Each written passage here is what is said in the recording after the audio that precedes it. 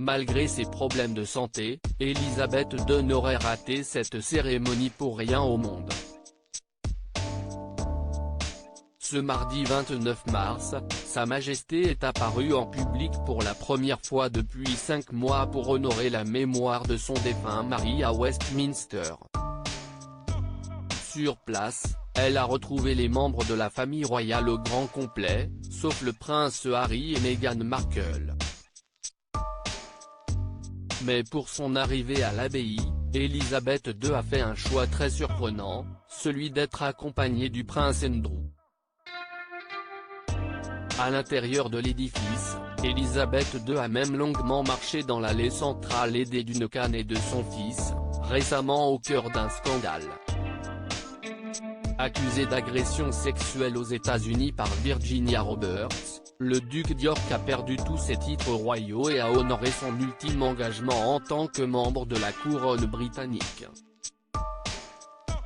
Cette scène révélatrice a longuement été commentée outre-Manche. Il faut dire qu'avec ce geste, Elisabeth II ajoute à la polémique dans laquelle l'ex-époux de Sarah Ferguson trempe depuis des mois. La reine a exécuté l'un des gestes de langage corporel les plus controversés de tout son règne aujourd'hui lorsque, après avoir remonté l'allée au bras d'Andrew, elle s'est arrêtée devant les yeux du monde pour sourire et le remercier avant de prendre place au service commémoratif de son mari, a analysé l'experte en langage corporel Judy James dans les colonnes du Mirror. Affaiblie physiquement depuis des mois, si est-il la première fois qu'Elisabeth II demande et accepte de l'aide pour se déplacer.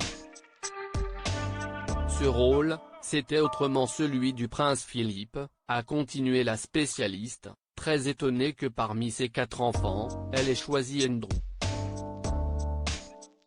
Elisabeth II avait l'air résolue et déterminée assise droite et alerte sur son siège aujourd'hui, en regardant les débats et se tenant debout pour les hymnes avec une expression ferme. La reine avait l'air résolue et déterminée, malgré sa fragilité physique, a analysé l'experte auprès du tabloïd britannique.